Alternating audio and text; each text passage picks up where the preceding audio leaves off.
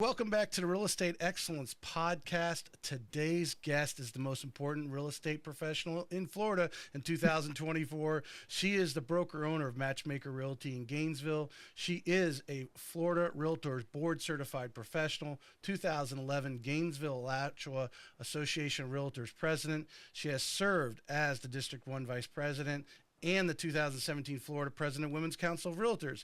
She has dedicated her professional career to make life better for the real estate industry. Let's welcome the 2024 President of Florida's largest trade organization with nearly 250,000 members, Florida Realtors, Gia Arvin, to the show. Thank you so much for having me. I appreciate it. I'm glad you could make it on today. I know you've been bouncing around the state and sharing hopefully some good news, but our challenging industry. I think, I've been in mortgages for 19 years, and obviously working with agents for a majority of that. I don't know if there's any more water cooler or scuttlebutt or whatever more stuff that you could talk about right now than real estate. Not only the market, but with the NAR settlement and all those things, the challenging subjects that are probably flashing in front of you guys all the time. Yep. You know what? It's an interesting year. You never know what's going to come up the year that you're president. And wow, it's been an interesting year. But I'm very excited to be part of this and be part of the change, right? Yeah. Because that's really what it is. So Yes. I think, obviously you have a history of being involved. You have a passion for it. What's better than to be president and have a nice challenge and get the word out. I think the one thing, talking to a lot of real estate agents, a lot of the top producers, they've got it under control, but a lot of the newbies or people may not be as involved, or they want to slide towards the negativity, and they need obviously great leaders like yourself to put them at ease. Definitely. So I think that overall, realtors are in a panic because it's changing the way that we've done business for decades. Mm-hmm. But at the end of the day, it's an opportunity for us to really shine and show our value. And we all need to get better at telling our story and communicating. So I'm second generation realtor, and I grew up under the pretense of, you make everything look seamless and easy. Never let the customer know there's a problem. Well, you know what that did? That taught the customer that our job was easy, which we know that's not the case. That's right. So now it's a shift of saying, hey, we fixed it, but we had a problem this week. This is what the problem was, and this is how we overcame it. Yeah. Because we do have to show our value now. We can't make it look seamless. 100%. Yeah. No doubt about it. And as the questions I got will lead into, because I really think that's a underlying meaning. It's been something I've been talking on the podcast about, is how are you expressing your value, whether it's through utilizing obviously the social media platforms, video, and obviously your one-on-one presentations. The top realtors like to get face-to-face, and I think part of that is building that relationship, but also looking them right in the eye and telling them this is what I'm going to do, which gets that underlying meaning of showing them your value. You're exactly right. So I'm gonna touch off the show. As everyone knows, I've been Remy Graphics have made these beautiful mugs for me, laser engraved, locally here in Northeast Florida. She can make onesies, twosies for you if you want to put John and Sally, welcome to St. Augustine, whatever, as a closing gift. She can do that for you. But Remy Graphics, and I'm going to put their website up there, remygraphics.com. I appreciate those mugs for us. And when you come to Florida, come to Jacksonville, Gia, I'll bring you one of these, okay? Yeah, those look awesome. All right. I like to kick off every show to get a little background for those who don't know you personally. Coming through your LinkedIn, you came here to Northeast Florida to UNF. Nope. Did I read that wrong? So I'm a graduate of University of Florida. University of Florida, UNF, University of Florida. I'm a Gator. I'm a Gator. That's why I wanted the mindset. So you went, yeah. Well, that's why it's kind of set me off when I saw that. I might apologize. I'm embarrassed now. No, I'm turning red. You go to University of Florida. Your mom already had Matchmaker Realty, right? At that time. Correct. Right. Yep. So was real estate like what you were going to do, or what was your visions at that time? No, actually, it's the total opposite. So my mother started Matchmaker Realty in 1984, Hmm. but she had been a realtor since 1976. So I Wow. was literally born and raised in the industry. And I said, I never want to do real estate. So I'll be the first one to tell you, never say never, because you never know. But I graduated from the University of Florida, and I moved over to St. Augustine actually for 2 years. I knew you My were over here. husband, That's what it was. I knew you were over here at one point. yep. Yep, my husband was at Flagler College in St. Augustine, and so Okay. I taught school at Crookshank Elementary in St. Augustine for a couple of years. Hmm. And at the end of that, I told my parents that I wanted to go to law school. And so I took the LSAT, applied, was going to go to University of Florida to the law school here. And my mom said, please don't do this. Please just try real estate. I think you're perfect for it. If you don't love it after 2 years, I will pay for your law school, no debt. And I said, well, how can you pass that up? Deal. So here I was about 6 months in. I knew I was hooked. I was stuck. There was no way I was doing anything different. And so my husband joined me about 3 months later. And then we became a team, and we've been doing real estate now about 21 years. Awesome. Awesome. Yeah. Um, how was it from the standpoint, working closely with your mom? Because unfortunately, I saw your bio there. Your mom passed away, and obviously you took over the brokerage a few years ago. Yep. I mean, the opportunity, which I don't think a lot of I was able to do that as a young person, work with my dad in his business when I, pretty much through high school and in college, to be able to work closely with your mom over those years. So I think honestly, I got a deep perspective of the history of the industry, which I don't think a lot of people get. Now, the people that come in, they don't have a longevity or a background on where our profession has been, where it is, and obviously where it's going. Hmm. And so she really taught me that customer service, that personal touch. And, your name is all you have in this world, right? So you got to protect it as much as you can. And so I think that was really cool. The first day I became a realtor, she said, go down to the board and join a committee and don't come back until you do. And I said, well, why would I want to do that? I mean, I'm trying to make money here. I'm not trying to donate my time. And Right. she said, Gia, I promise you that you will learn from it. You will grow your business and you will become a better professional. Don't come back until you join the committee. So I Wow. went down, joined professional development, and like literally dove right into my volunteering with our industry immediately. And then the Women's Council of Realtors gave me my first leadership opportunity. So I joined the Women's Council about 24 hours in as well. So nothing like hitting the ground running, but I had a great example set for me, right, on how Right. important that is to give back and be involved. Has So there ever been in the 20 plus years now you've been in the business where you haven't been on some sort of a board or committee, at any level? no. Yeah. Nope. I'm, 24 hours in, I was on a committee, and I've been on a committee or been in a leadership role ever since. Part of that is a lot of my personality. Like growing up, I was student council vice president, homecoming chair. Like that was in Right. my DNA, I think, from the beginning. But she definitely instilled in me, you give back to the profession that gives to you, and you want to make it better for others.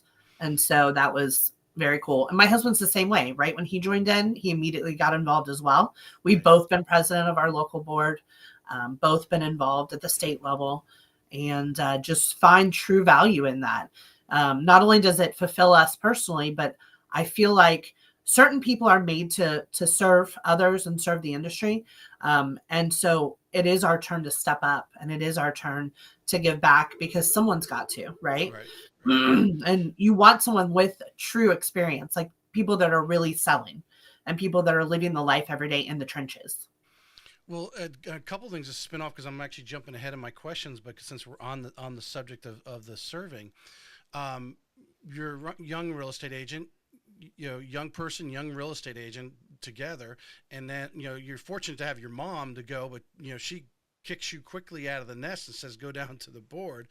Yeah. But I think back to interviewing Patty Ketchum, and she says one thing that she regrets is she went years before, as she quote her, did not cast a shadow in the doorway of the board for the longest time, and she regrets that. Of course, she's obviously made that up over the years, but where you jumped right in, the networking with the other agents, and not all the agents that go down to the, there's a lot of agents who are not, huge producers, but to be part of it, to understand real estate on a greater scale. I mean, like you mentioned just a few minutes ago, understanding the history of real estate and how it's evolved, especially in your local area and so forth.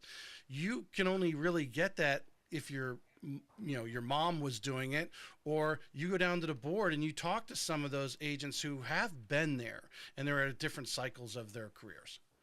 Yep, for sure.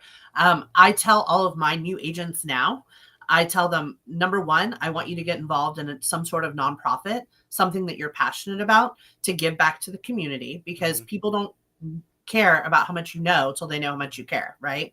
So make that a genuine interest for you. Don't do something just to get leads.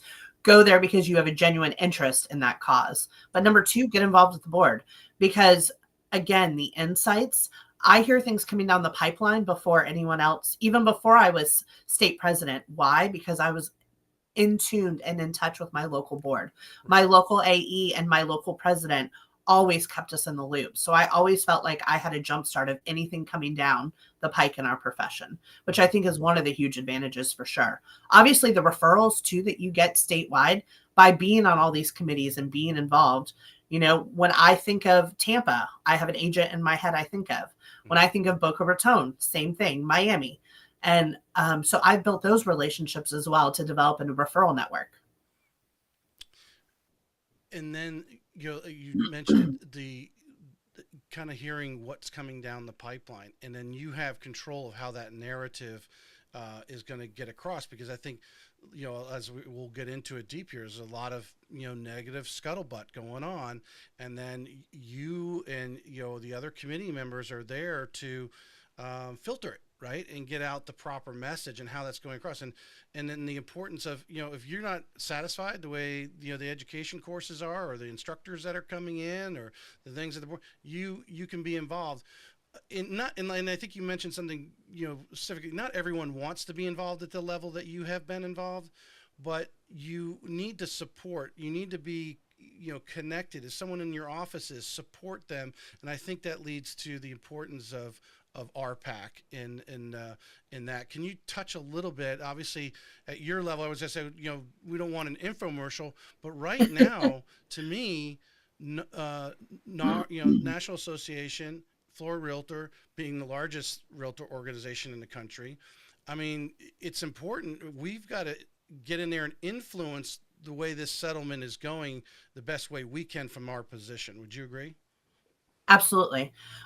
So when you're talking about RPAC, we've had so many wins that are important. So for, the people listening, and maybe you even done one, but Hometown Heroes. So the down payment assistance program, that was really birthed out of Realtors. So we have think tanks at the state level, and we talked about how can we really move the needle when it comes to affordable housing, down payment assistance. So out of one of those think tanks came the idea of the Hometown Heroes housing program.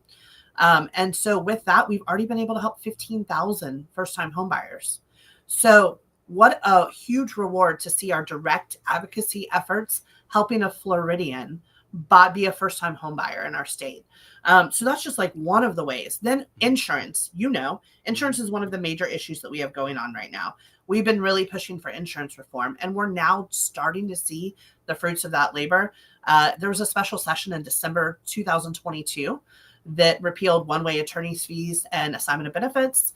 And with that being said, we've been able to move the needle on insurance rates. So we brought about 8 new carriers back to the state of Florida. We've been able to depop citizens from about 1.7 million to 1.2 million policies, all creating more competitive nature so that we can hopefully reduce those rates. We're seeing rates stabilizing and a few decreases overall in rates right now. Right. So that is all directly because of RPAC. Now, when you talk about the settlement and, basically looking at that narrative, Florida is in a unique position because we are the largest trade organization. We're also a transaction broker state, which is different than a lot of other states. So when we're looking at buyer broker agreements and things like that, that is a fundamental change in the way that we do business overall. Other states have already been functioning in that capacity. So we are learning from other states. We are learning from people that already function with buyer broker agreements within our own state so that we can develop the right courses, materials, updated forms, so we can make sure that every Florida realtor has the tools and resources they need to stay successful. It's definitely a process. We were hoping to have forms out by May 31st. We are waiting. It's going to be probably middle of June when our updated forms are released. And then we're going to start an intensive training program because that is the number one thing that we can do is communicate and educate every realtor right now. So they have no fear of the future, right? Realtors right now, I think, are unsettled because they don't have a clear understanding of what's expected and what the changes are going to be. But we're hoping to take that mystery out of it and really be their support system through this change. Right. Right. No doubt. We kind of, it always happens. I have a list of questions, and just in conversation, we jump from question 3 to 7 to 13. So, since we're on the RPAC topics, we as you mentioned, my question was, what are the things? Because I know you guys were in DC not too long ago, as well. In Tallahassee, I would imagine insurance is being on the top of that because it is becoming an affordability issue. I put out a LinkedIn article, something Cindy Hayden said when I was talking with her about insurance and putting that just a statement up there about insurance. So besides insurance, I think people need to understand. I don't think the agents. I think they. I don't know if undervalue is not really. Maybe they just don't fully understand. And I'm sure you have the statistics on how many actually are contributing something to RPAC. But it's their industry, and you're the only trade organization in the state currently, Florida Realtors, and you guys are going to bat for them on a daily basis. You're in the ears of these legislators and the governor and so forth. Tell us some of the things that maybe some other topics we haven't talked about yet that are at Tallahassee, but also in DC as well. So one other thing in Tallahassee is the business rent tax, which I think is huge, not only for our commercial practitioners, but also our residential, because really commercial, you can't have residential and commercial without each other. They're intertwined, right? So we've been able to get a reduction of the business rent tax all the way down to 2%. And we are not done yet. We're going to continue to hopefully reduce that to 0. But that's a huge benefit. We fought for water quality and restoration projects. So again, when you think of Florida, why do people move to Florida? Because of our weather and our beautiful water. So we have to ensure that we have clean water throughout our state and really protect that. So $1.2 billion, that was huge. Everything from the Panhandle all the way down to Okeechobee and the Everglades. So huge win for that. We had unlicensed real estate activity going on. Again, we want to protect our profession and make sure that people are using professionals, right? And so we had $500,000 to combat unlicensed real estate activity. So again, always making sure that we're at the forefront. Right now is actually a huge topic for us. Is Senate Bill 280, which is the vacation rental bill.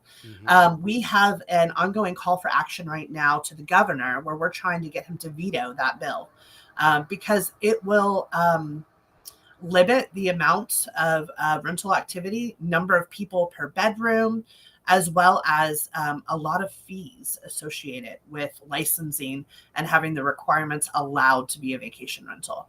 So I'm really worried about private property. That would kind of supersede, because obviously we know our PUDs, planned urban developments, our HOAs already have, something that they don't allow.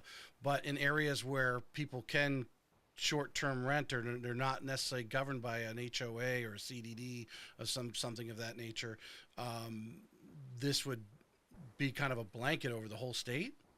Yeah, basically they want them to have a license or a fee associated with becoming a vacation rental, so a registration process.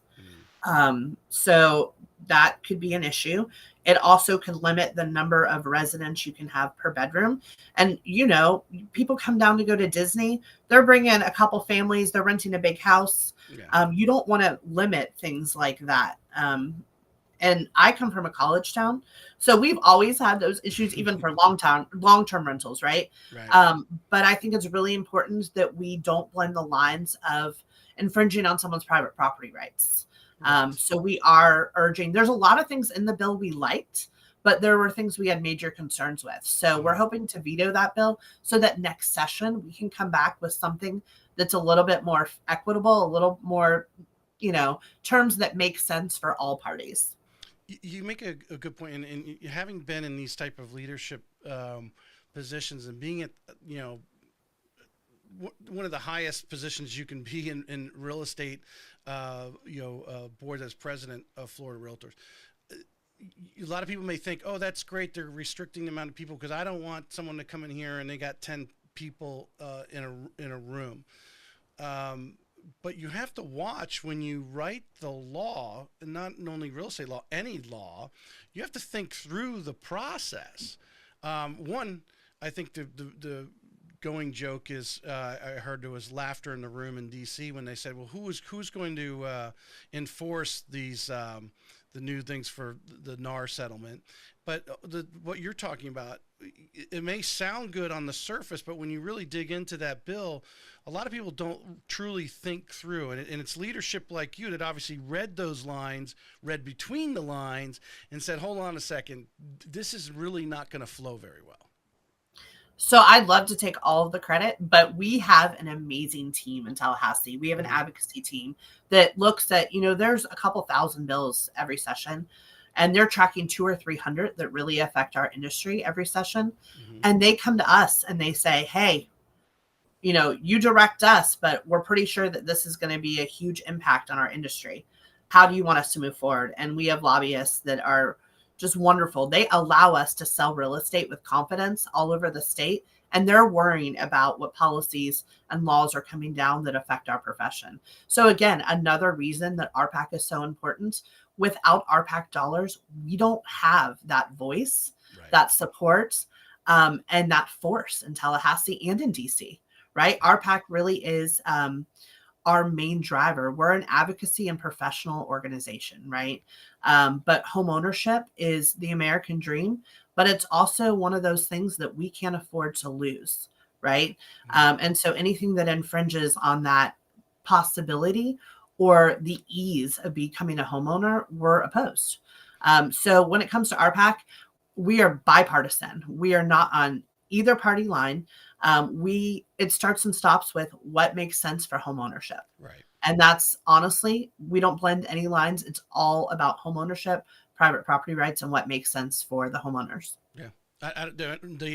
We don't think on a daily basis how much home ownership, the real estate industry in general, new construction housing and so forth, has an effect on our economy. Yeah. It's a big part of our gross. I wrote down, I just wrote ethics down because something came to mind, the importance of Florida Realtors, the way you do business.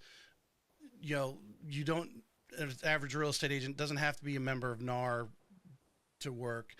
And the importance that real estate agents need to know, that course that they have to take every the ethics course is required, right? That's the course. It's always full. If you want to sponsor a breakfast, go sponsor an ethics course. One you get to be in front of a lot of real estate agents. Absolutely right. but the importance of setting those standards that everyone agrees to, that this is how we're going to do business. Because I've talked to people in other countries, whatever. I mean, they could have 3 different salespersons signs in the front yard, and just the daily things that I think we mentioned very early in our discussion. Some of these things we've taken for granted and weren't really talking about. That's below the surface. Well, part of that is the importance of Florida Realtors and your local boards, the setting the ethical standards of this is how we're going to play a fair game, but this is how the game is played, so everyone's on the same surface. Yeah, absolutely. So Realtors, why is being a realtor so important? It is because of our code of ethics, right? We are held to a higher standard. And, this is the largest purchase of most people's lives. Buying a home is the largest investment they're ever going to make, and it creates generational wealth. There's so many things that home ownership does. Yep. But what we as professionals have to say is we are assisting these families in creating this dream for their family. The number one thing that we can do is make sure that we're honest and fair with all parties, acting on the good of all members in the transaction, dealing honestly and fairly. And so, as realtors, we abide by a code of ethics, and we know when we're dealing with another realtor, they understand the intricacies of that and respect the profession and all parties involved.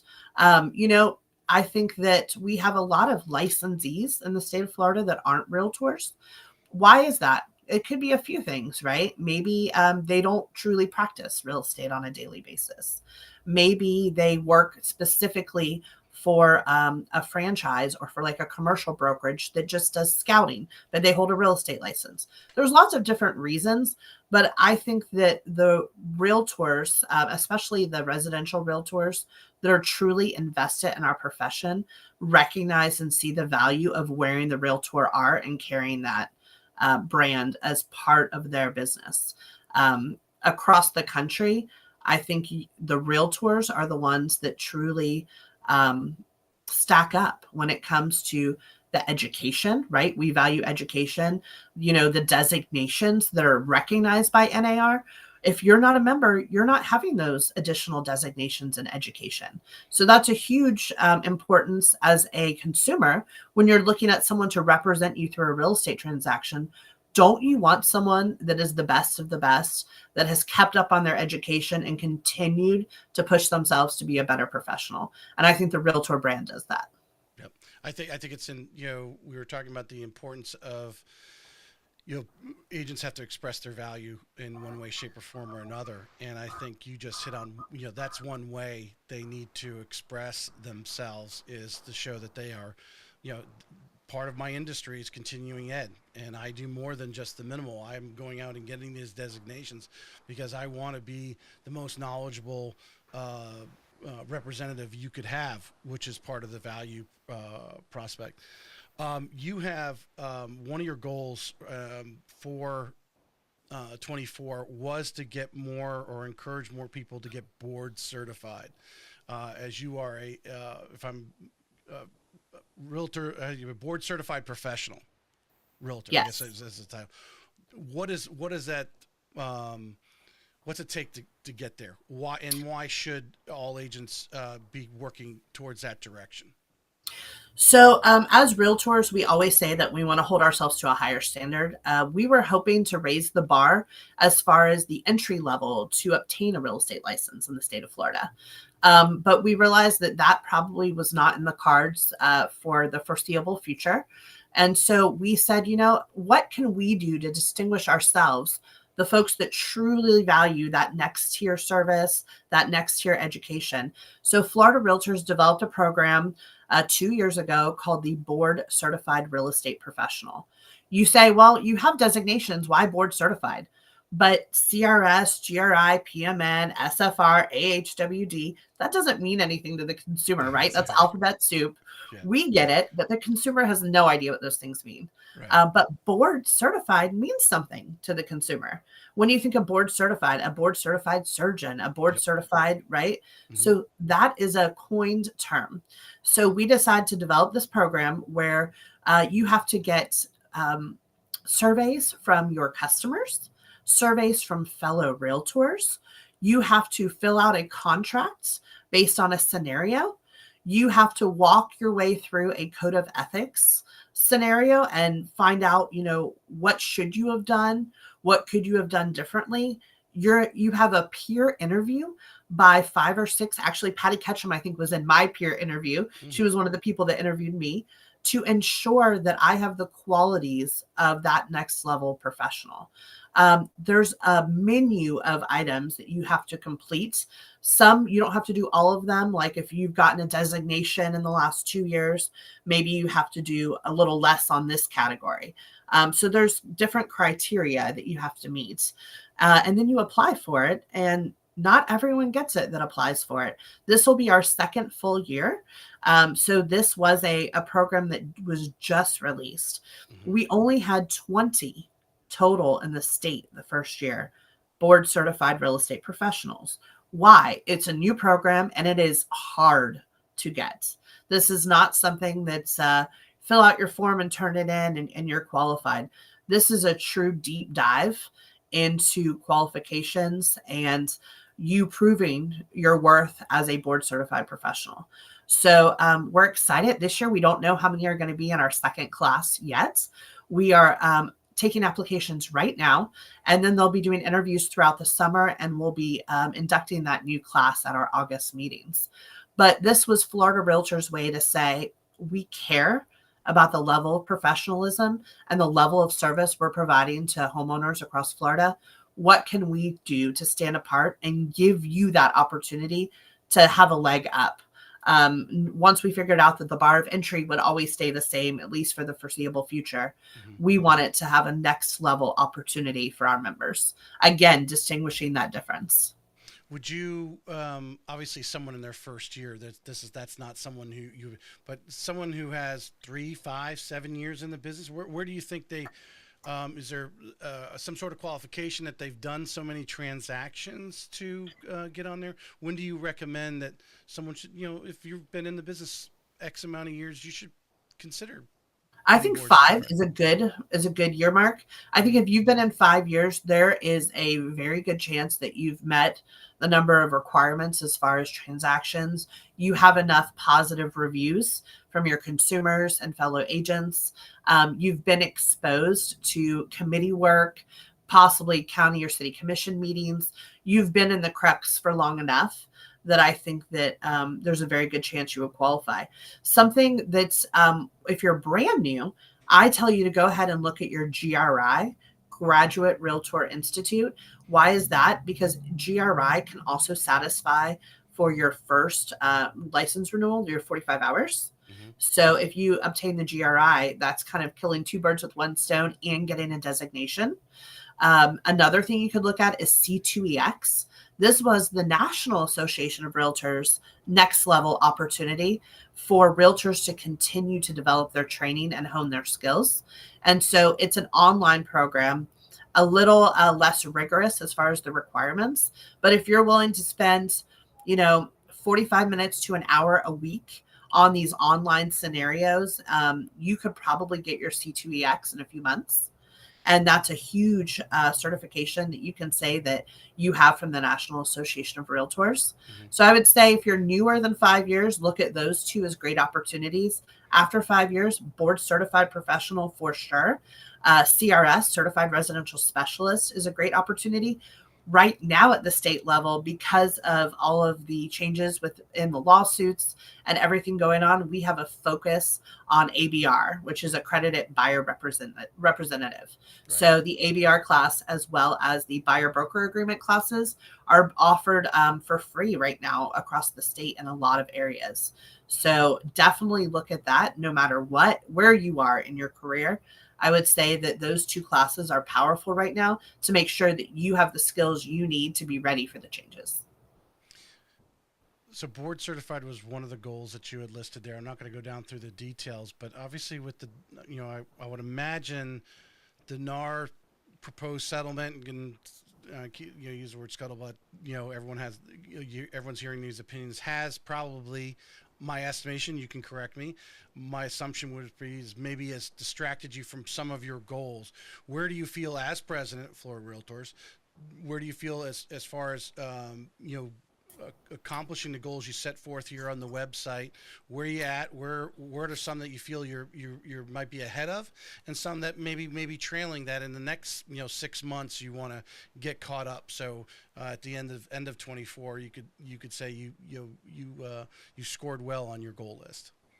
So I feel really lucky. We have a 5-person leadership team, right? So secretary, treasurer, vice president, president elect, and then president. Hmm. One thing that we as a team really set forward is yes, these might be my goals, but anything that's not finished, we all want these same goals as a team. So they're going to be finished out next year.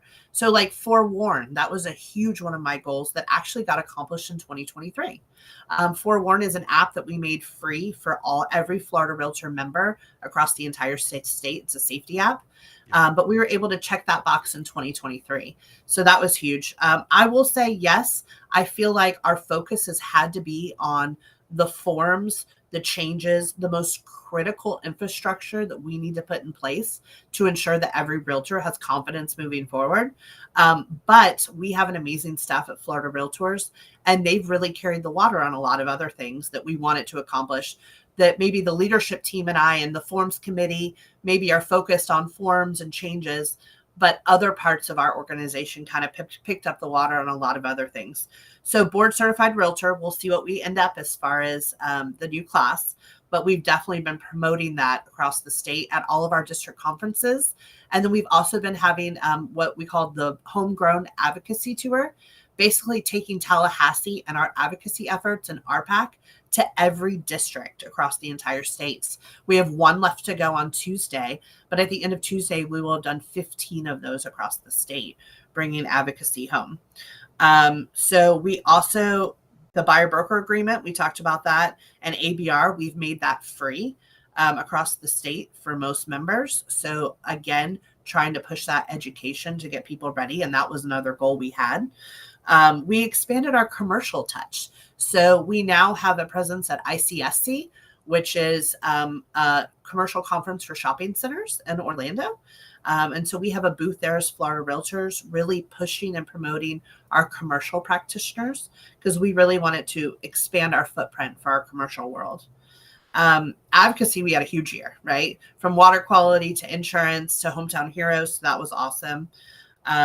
Condo reform. So HOA, there's a bunch of, Good topic. yeah. Well, phew.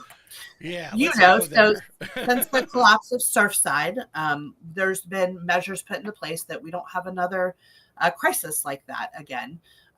But one of the biggest issues for realtors across the state was access to documents, right? So those rules and regulations, those budgets, now we have rules put in place. So there will be access. They are going to be required to be on a website, accessible. So that was a huge win for us as far as access to documentation. And then water quality and environmental funding.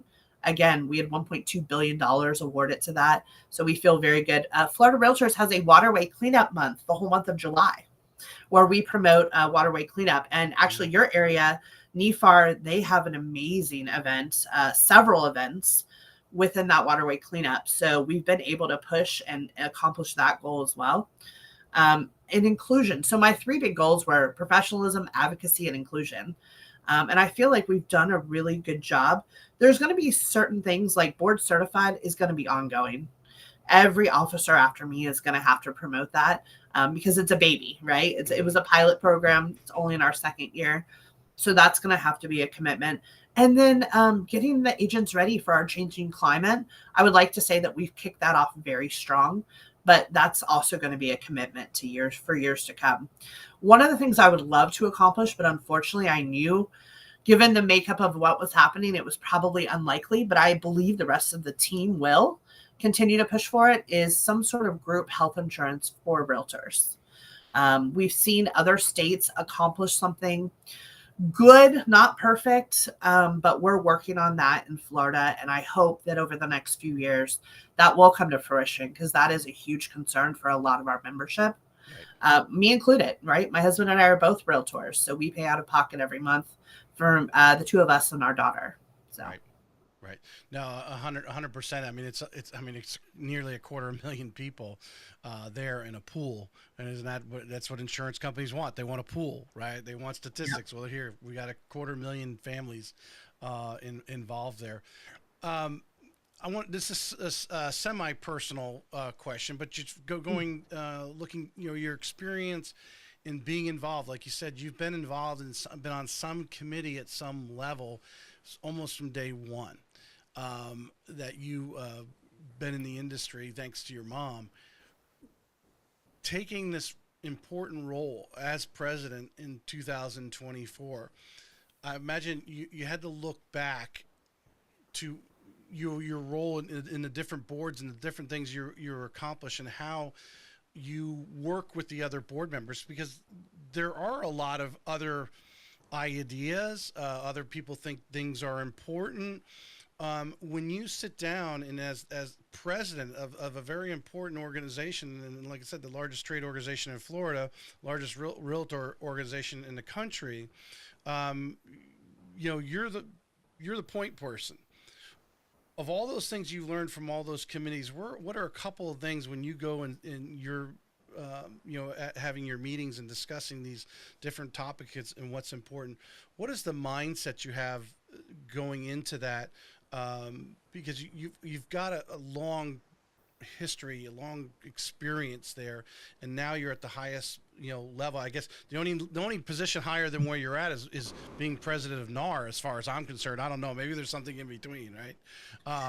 But what is your mindset? What have you learned from those previous experiences that you brought here to Florida Realtor? So I think the first thing is anytime you have to go in with mindset of nothing's off the table. So you can't come in with a preconceived idea of how you think it should work or what you expect to happen. Because one thing I've learned is you're not the master of everything, right? So you have your specialty. Like I'm very good at communications, very good at advocacy, residential real estate. I would say those are my superpowers. But every member of my team has a different superpower that I don't have. Mm-hmm. And so, although, yes, I may be president, but you don't always have to be the chief, right? So sometimes a topic will come up, and the first thing I'll say is, this is outside of my wheelhouse. Tim, this is in your wheelhouse. You need to take the lead on this and help us figure out where we need to go from here. So I think coming in with no preconceived notions and being open to everyone's ideas.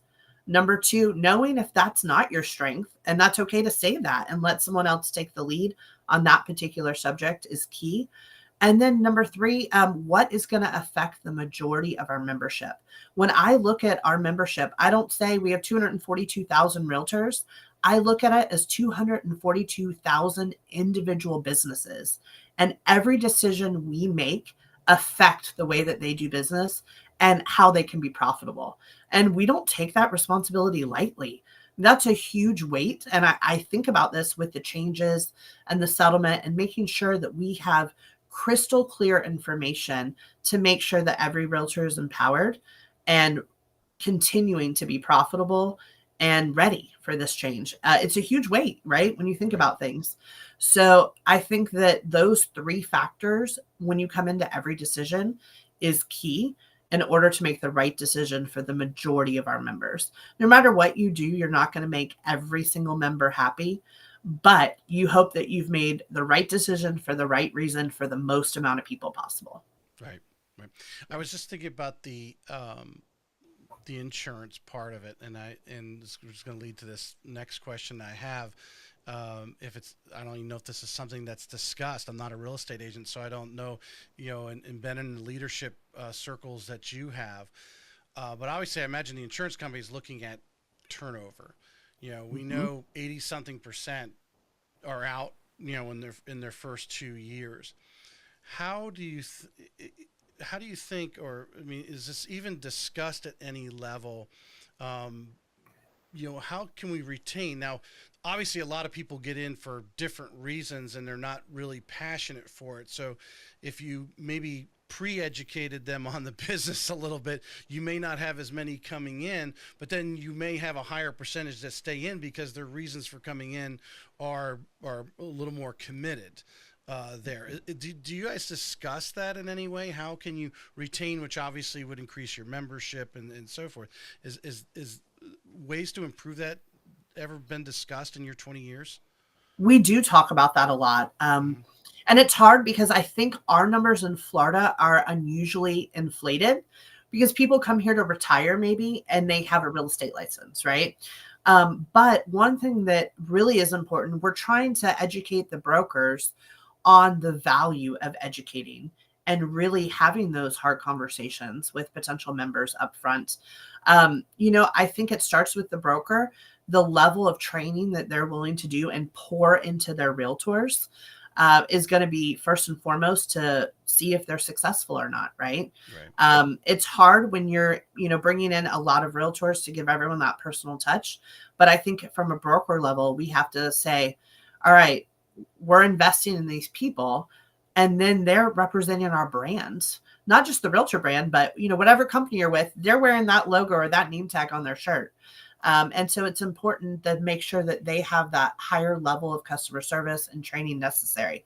I would love, and I know this isn't going to happen, but in my perfect world, to be an appraiser, you have a 2-year apprenticeship that's required. Right. I would love to have that requirement for realtors, because I really do think, number one, they're going to get deeper training. They're going to be more confident in their ability, and they're going to be more professional and ready. But number two, they're also going to say, is this something I really want to do? And so even if we had, I don't know, some sort of structure where they had a small salary, and then bonuses for things that they sell amongst that 2-year apprenticeship, I do think that a deeper dive in an apprenticeship style would maybe limit the number of people we have coming in, but I think it would retain more people than we currently do.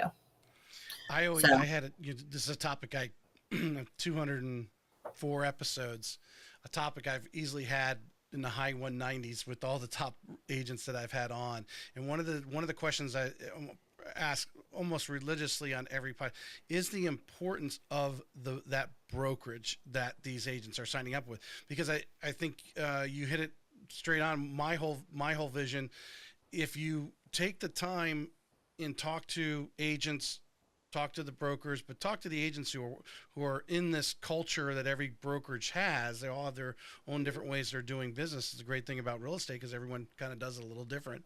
Yep.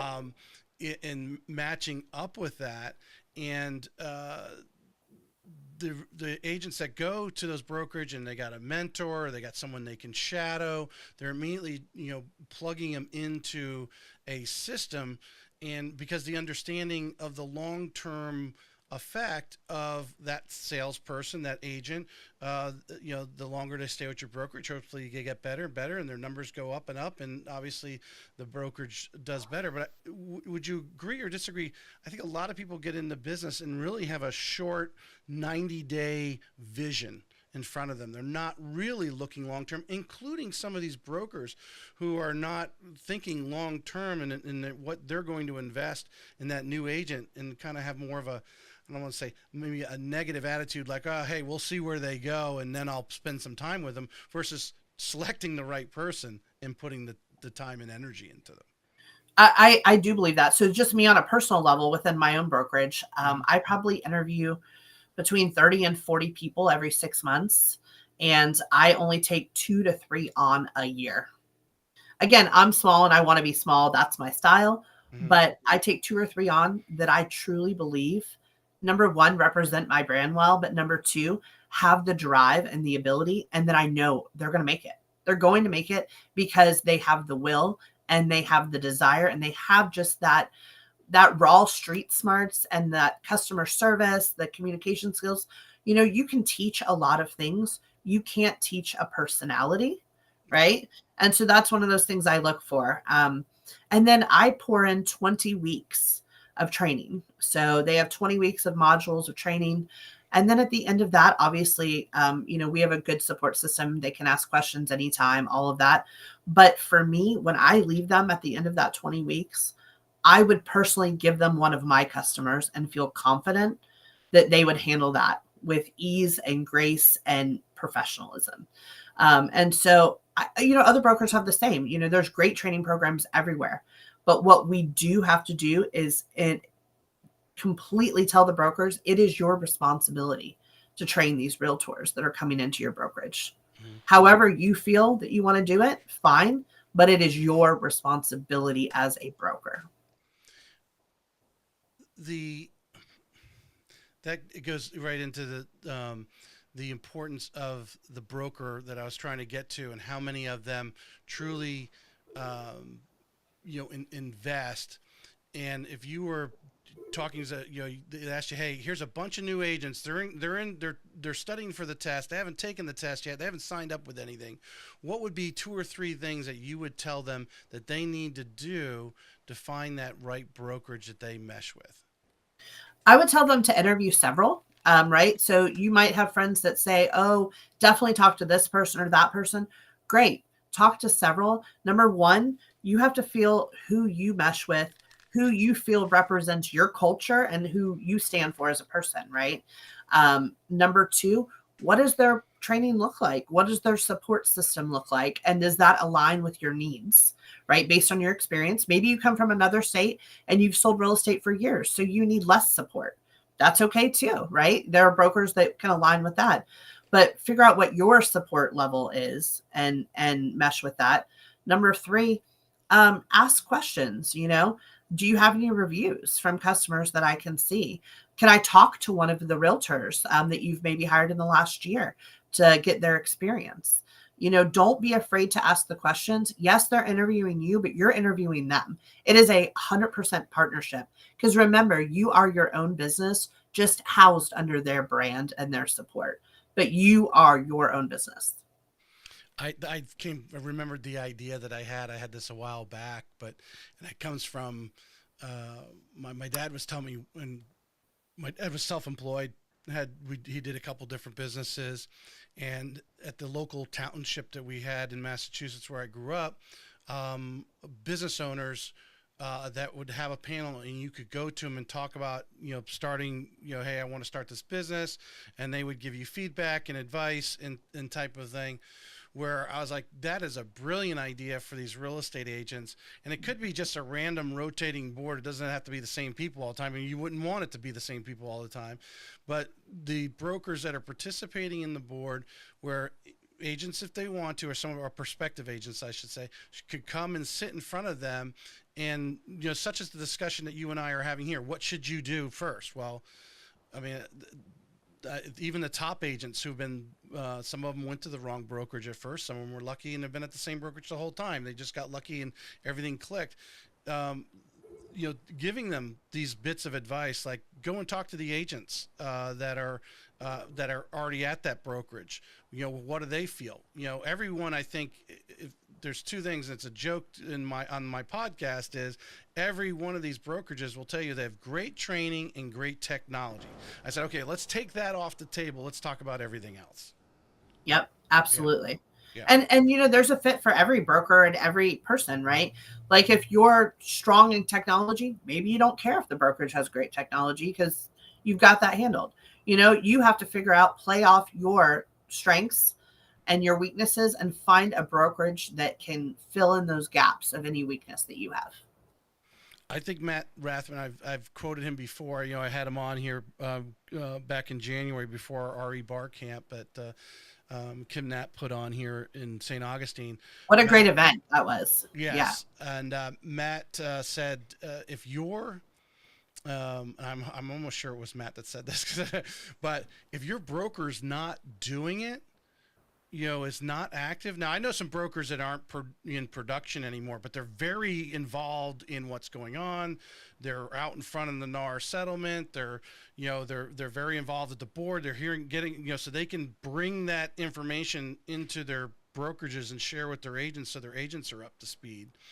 But according to Matt, if your broker or your mentor or whatever who you're following is not doing video, and that's where a lot of, obviously that's where all the professionals say it's, well, hey, that's where you got to get social media and all that stuff. If they're not doing it, you probably want to go somewhere else, because they're really not going to be able to give you the true advice. If they're not actively involved in transactions, if they're not doing video or whatever it is that you feel the path that you want to go down. Yep. Yeah. I agree. And if you bring it to them and you say, hey, this is something I want to do, if they're not doing it and they don't immediately say, I'm not doing that, but let me get you the support that you need so you can be successful. If they're not supporting what you're looking to do, then, maybe it's time for you to figure out what works best for your future. All right, so we're gonna change gears here, and we'll kind of finish up a little bit. I don't know if you have to, because of your position, not openly on an open live stream like we're doing right now, say something because again, because of your position. But um, give us a rundown. What should every agent be hearing? I know I get the St. Augustine board's emails, and they try to obviously put it out in an email to keep us abreast of what's going on and with the NAR settlement and so forth. Where is it at now? What should agents be being prepared with? What is Florida Realtors' position right now? Where everyone should be at as far as the settlement is, and as far as information of the truth about the settlement. So the settlement is complex, right? There's a lot of intricacies. It's very complex. But what our amazing staff at Florida Realtors, our legal team, Joanna Watkins, we have a great legal team. They've deciphered that, right? And they're really working on forms that we need to make sure that we're in compliance. So everything from updated buyer broker agreements to showing agreements to an updated listing agreement, all of those forms are in process so that we are going to be ahead of the curve. They should hopefully be ready by mid-June. Then basically once those forms are released, we're going to immediately hop on a training wheel, right? So we're going to have webinars. We're going to have lots of opportunities for you all to learn about the new forms, the changes, and how to utilize them. But hopefully at that point, if you haven't already, if you're a broker, you're going to get those forms and figure out how you're going to implement and what your process is going to be within your own brokerage. If you're an agent, this is an opportunity for you to reach out to your brokerage and say, okay, how now are we going to function? What is our process going to look like? Because as you know, we are no longer going to be able to offer compensation within our MLS. So where is that compensation going to be offered from your brokerage? That's a conversation that you can be having right now as well with your broker. If you're a broker, you need to be thinking about how are you going to communicate that, right? So once all of these changes are put into place, you're going to say, why are we doing these changes before the settlement has been approved? Because part of our settlement said that we are going to go ahead and implement changes prior to the approval of the settlements. We believe that the settlement will be approved. Once it's approved, Florida is a little different because if you're not aware, we have a lawsuit in Florida as well, in addition to the National Association of Realtors lawsuit. However, once the settlement is approved, then our lawsuit by way of the settlement should go ahead and go away in Florida, right? That should also conclude when the NAR settlement becomes approved. But we don't know for sure that that will happen until the NAR settlement is finally settled. And then we'll go ahead and put that settlement agreement in front of our judge here in Florida. We believe that it will be, but obviously you don't know until the cook is done, right? Right.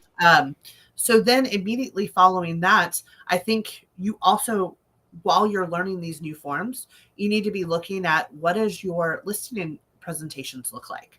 Are you now updating that to have different conversations with sellers about compensation and who they want to compensate, how they want to compensate? And then if you don't have you have listing agreements, right? We've always had listing agreements and listing presentations. If you don't have a buyer presentation right now, that's probably something that you want to consider putting together if you don't have that. Again, to show your value, communicate your value so that when you're explaining to them the way that commissions work, they understand how you're working for them, what you're doing for them, and how you're getting paid, right? So you want to make sure that you're being crystal clear and delivering value to that buyer as well. The idea of the buyer broker agreement, people are very nervous about. And I'm like, it's no different than a listing agreement for a seller. We've been doing that for decades. You just have to retrain your brain that you need an agreement no matter who you're working for, whether it's a seller or a buyer. I would also reach out if you know anyone that's always used buyer broker agreements and say, help me. How are you communicating your value? Or how do you explain the buyer broker agreement?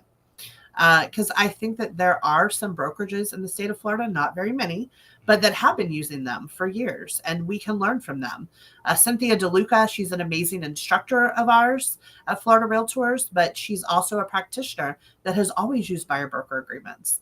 I was able to take her ABR class just recently, and I learned so much. She's been operating with buyer broker agreements literally for 30 years. So we were able to take some of the ideas and the things that she put into place within my own brokerage. So don't be afraid to reach out for help. This is new territory for everyone, but we do have the best professionals in place to ensure that you have all the tools and resources you're going to need. And we've even amped up our legal hotline, because you're going to have questions about forms. You're going to have questions about processes. Remember, as a Florida Realtor, that is a free service for you. It's included in your dues, the Florida Realtor Legal Hotline, as well as the tech hotline. So if you have any questions tech-wise, remember that is a service included in your dues as well. To everyone who just listened to what you just said, so we can bring them down off the ceiling. So, because my initial reaction, even though I'm not, all these documents, I don't necessarily know every bit of it, but I would imagine a lot of what you're not recreating a new wheel. I mean, there's a spoke that in this wheel that you're adding or improving in this, and they shouldn't panic.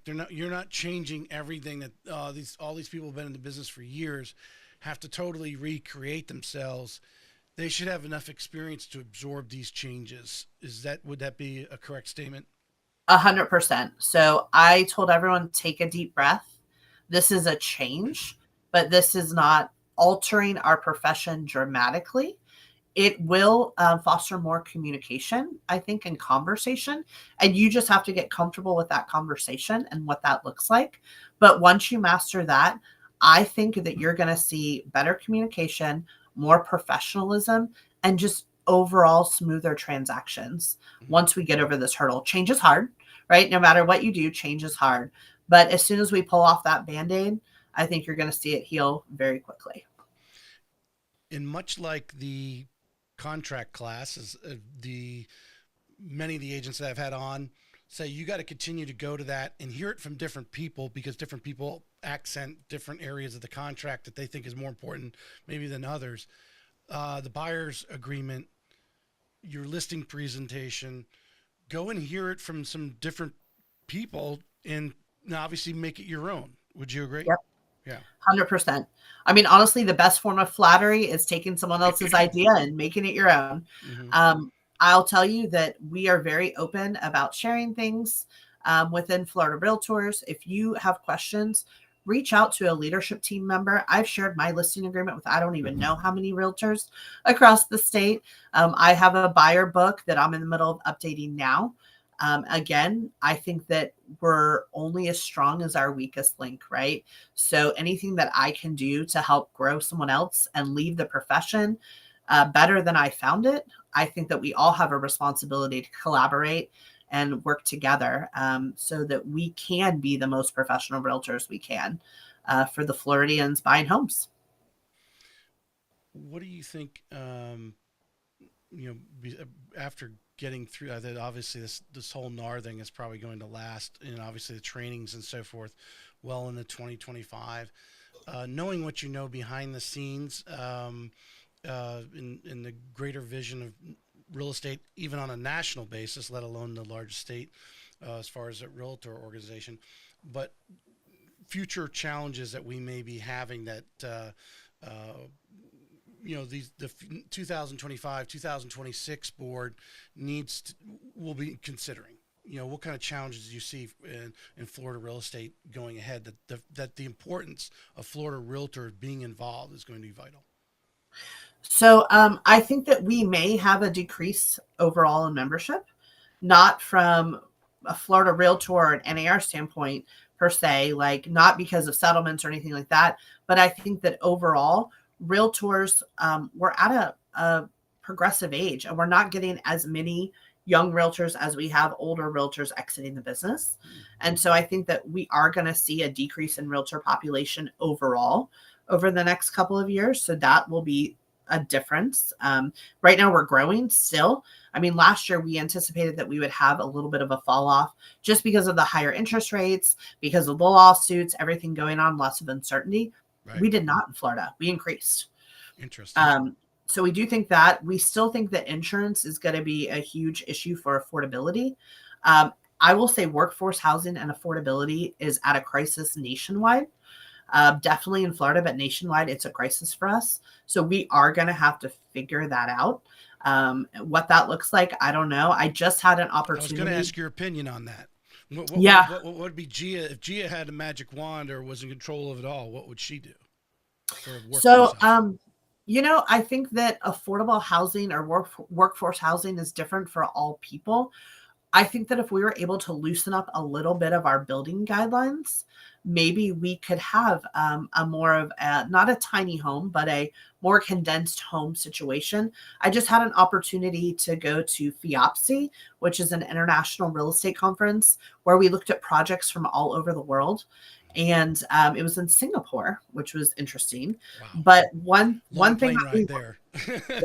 yeah, like 26 hours. It was crazy. Yeah. But one of the things we learned is that they've loosened their building guidelines and they're having something now called pod parks. So imagine like the pod moving situation. Mm-hmm. It's container home parks that people are building 2-bedroom, 1-bath container home build outs that are portable.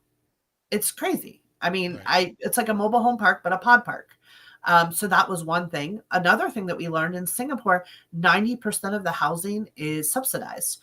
And when I say subsidized, not rental, how we might think of it in the United States. Right. The government actually builds it and then sells it to workforce housing at a reduction so that there are people that can live where they work, which was a concept I'd never heard of. So instead of, I don't know that that's the right answer for us, Mm-hmm. but I think that we have to look at all opportunities to ensure that people in Florida can live where they work.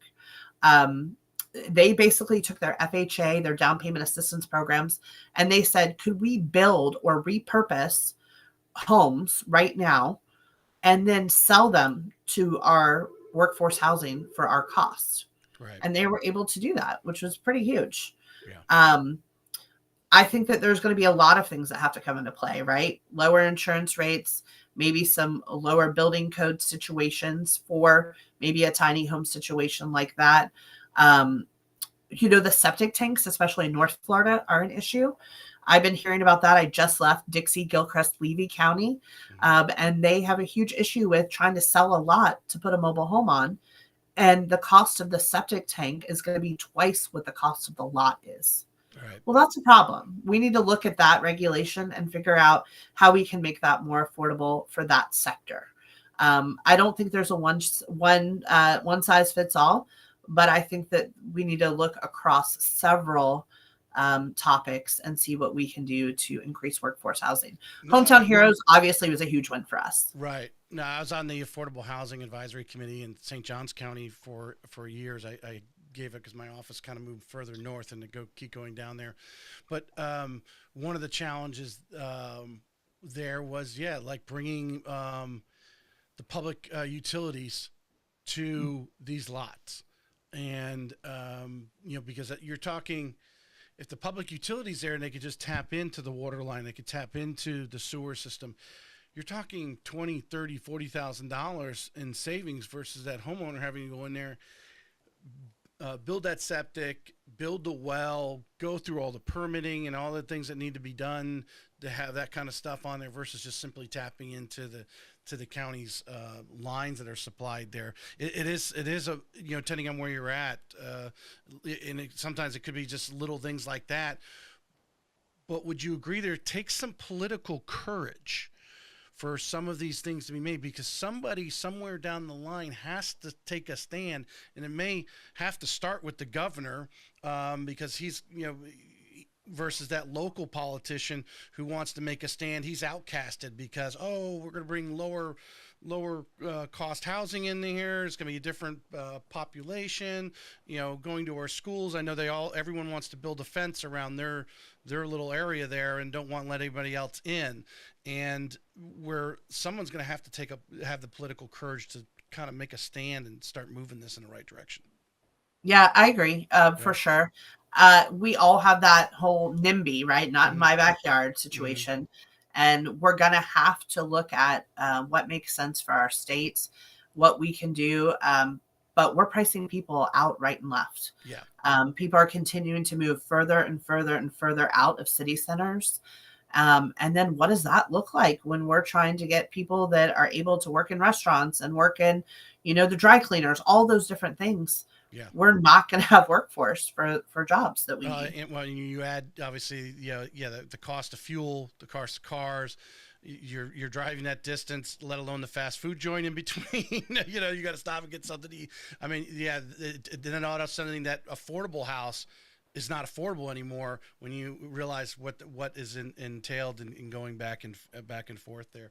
Let me see if I skipped around questions. I want to make sure.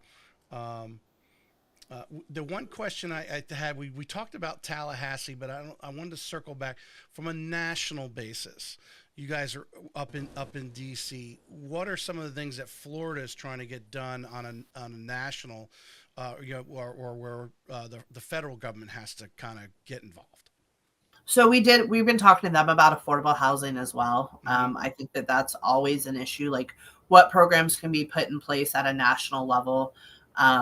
We are always huge on property taxes as well. Now, understand that that's governed by the state. However, there is some national influence on that.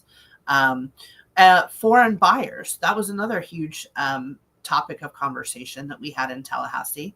And what does that look like? And we want to make sure that everyone has access to buy homes within our state and within our country. And so we don't want regulations on people that are able to purchase. So, making sure that everyone has the opportunity for home ownership and the right counseling financially as well. So, if someone doesn't have the right credit, what programs can we get them in or get in place to ensure that we're helping them build credit and longevity so that they're able to be in a position to purchase? There's so many things that go with home ownership. They say that if you own a home, you're going to have overall lower crime rate. You're going to have higher graduation rates amongst your children. You're going to be more invested in your community. There are so many positives that come with home ownership that we're really taking that stance in Tallahassee to help ensure that everyone has that opportunity if they want it. I'm going to finish with this, and then I'm going to give you an opportunity if there's anything you want to add in here. Florida Realtors, talking to Cindy Hayden, talking to Kim Knapp, and others that I've had on the show from around the state, has a tremendous amount of services when you're a member that they offer. Forewarn, obviously being one of them. What do you with all this there? I understand there's an IT team there to help you with your technology, getting a printer hooked up or whatever. That you guys have this support staff. What are some things that some services that maybe some of the agents who might be listening to this don't realize that Florida Realtors has, and they just haven't tapped into it as part of their membership? So yes, legal hotline for sure. I'm a regular on there. Tech hotline. I tell them, take over my computer. I don't even want to know how you fixed it. Just fix it. But SunStats, I think that is a powerful one that's underutilized. SunStats, it's our research department. So as a realtor, if you were to go to try to compile research, you can drill down to zip code or service area. So like in Gainesville, I'm in Gainesville, for example, I could search home stats for Gainesville. I could also search home stats for 32607, which happens to be my zip code. But why this is important is it'll drill down by zip code. It will brand it to you as the realtor, put it in a beautiful infographic or in a bar chart. And you can go in there and you can really research not just your area, but maybe there's another zip code that you're interested in trying to gain market share on. You can go into there and always be up to speed on what's happening in those areas. If you were to pay for that service on your own, it would be astronomical, the cost. And our chief economist, Brad O'Connor, he does a once a month update, also teaching you how to interpret the statistics and spin it so that you can explain it to your customer effectively. So if you're not watching those videos on floridarealtors.org, definitely do so. The other I think they're on service their YouTube site as well. Am I not Yep, mistaken? yep, It's been a it's while on since their I went YouTube on. site. Mm-hmm. Definitely. The other service that I absolutely love is our Take 5 videos. So as a realtor, I'm always looking at ways to brush up my skills, something I can bring to my office meetings as a broker. We have hundreds of videos that are called Take 5 series, and it's a 5-minute video to teach you about something. Maybe it's the way to help effective pricing of a new listing. Maybe it's the best ways to communicate with your customers to wow them. Maybe it's 5 minutes on to create the most memorable video. But we have area content experts teaching a video to help you. So 5 minutes, we all have 5 minutes. We can brush up on our skills and utilize something. Yep. So I love the Take 5 series as well. Our forms, if you're not utilizing Form Simplicity, some brokerages have their own software, which is fine. But if not, we have Form Simplicity that's also available to you as a member. And that has all of our forms, all of our e-signatures, all of that available. So that's huge. What else do I love? If you're not reading the magazine, I know that everyone says print is dead. It's a digital magazine as well. I will tell you that we've won more awards. Don't tell real NAR this, but our magazine's better than the Realtor magazine every day of the week. So the content in there and the relevancy is huge. There always is something that I have a takeaway every single month in there. So definitely utilize that if you're not. There are just so many things that I love love the that we Sun do. Stats thing. I think it's a good. I think Kim Knapp kind of showed me a little taste of that, Yeah. of what that can do. And I see, so a lot of these agents are looking for content for their social media. And if I'm not mistaken, it will create a Facebook It post was. for you with whatever stats. And can you just quickly give 3 or 4 things that you stats that you like to look at, when you're pulling up zip codes or maybe going to that buyer or seller's consultation? What are some of those things you pull off that you think is important that SunStats gives you? So average days on the market is what I always do. List to sale price ratio, which I think is huge when you're talking to sellers. They still think in their brain that we're going to have multiple offers in 3 days. And although it's still a strong market, we're not there anymore. And so showing them that the list to sale price ratio has continued to taper down slightly, I think is huge. I also like the number of units closed in that zip code versus number of active listings. So that's another thing that everyone will say, oh, things are flying off the market. Well, you can see that there are 115 active listings and 63 of those closed. So how many are still available and why are those available? So there, you can customize it however you want. I think there's like 26 different metrics that you could choose from to have on your specific SunStats presentation. But I think that it's huge. It really is a huge opportunity for us to set ourselves up as the experts. When you go to a party and someone says, how's the market? And you're like, oh, it's really great. Instead, you can say, in our area, it's a 97% list to sale price ratio, average days on the market of 39. You sound so much more educated. Right. No, 100%.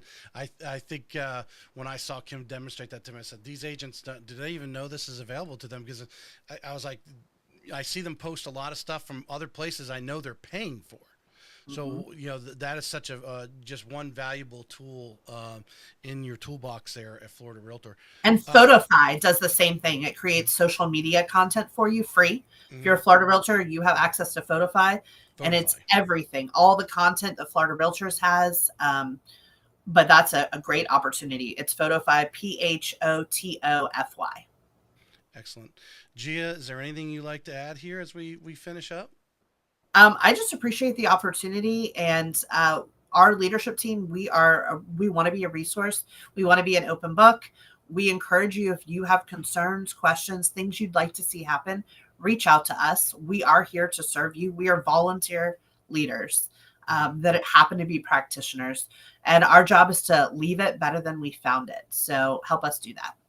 Well, there's no doubt, Florida is a state with probably more challenges than the average state, and with more people coming in, it just exposes more challenges. And to have great leadership that you have there, obviously led up by yourself, you know, these are challenging times, and I don't think it's going to change anytime soon. But not things that we can't overcome with great leaders like yourself. So. Thank you very much. We appreciate the opportunity to serve, and look forward to the changes in the year ahead for sure. Excellent. Gia,